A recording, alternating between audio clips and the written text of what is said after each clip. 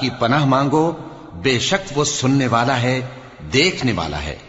آسمانوں اور زمین کا پیدا کرنا لوگوں کے پیدا کرنے کی نسبت بڑا کام ہے، لیکن اکثر لوگ نہیں جانتے۔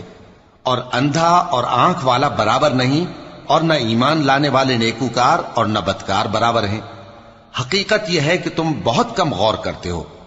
قیامت تو آنے والی ہے، اس کے آنے میں کچھ شک نہیں، لیکن اکثر لوگ ایمان نہیں رکھتے۔ اور تمہارے پروردگار نے فرمایا ہے کہ تم مجھ سے دعا کرو، میں تمہاری دعا قبول کروں گا۔